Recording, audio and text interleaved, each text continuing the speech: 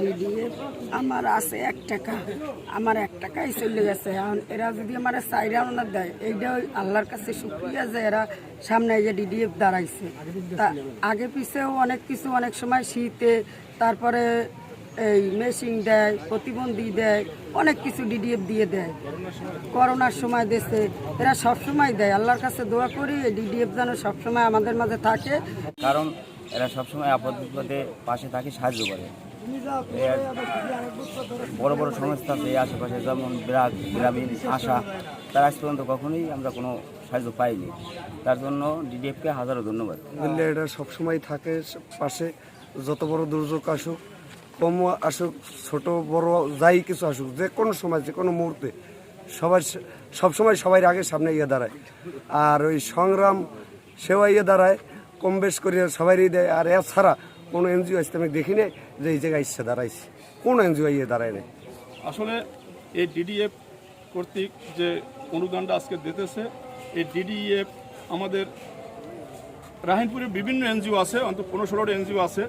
তার ভিতরে এইটা আমি এই এনজিওটারে আমি এটি এনজিও হিসাবে বলতে চাই না, এটি একটি মানবিক সংগঠন হিসাবে বলতে চাই। কারণ আমাদের দেশে যখনই কোনো মহামারী, কোনো বিপদ আপদ, আগুনে পুড়ে যাওয়া থেকে শুরু করে ঈদ, কোরবানি, অসহায় মহিলাদের মাঝে সেলাই মেশিন বিতরণ, যারা আপনার প্রতিবন্ধী আছে তাদের মাঝে সেলাই মেশিন সহ বিভিন্ন সময় এই এনজিওটি আমাদের সাধারণ মানুষের পাশে দাঁড়ায়।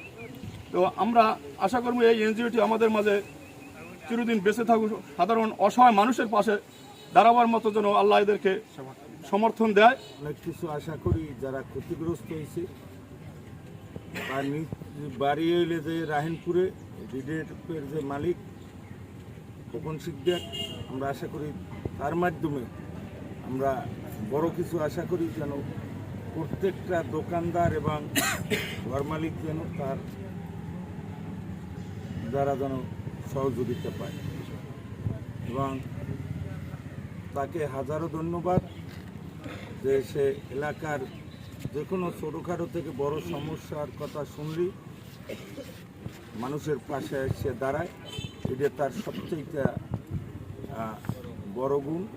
আমি আশা করি যে আমরা যেন সামনের দিনগুলোতেও তারে আমাদের পাশে পাই।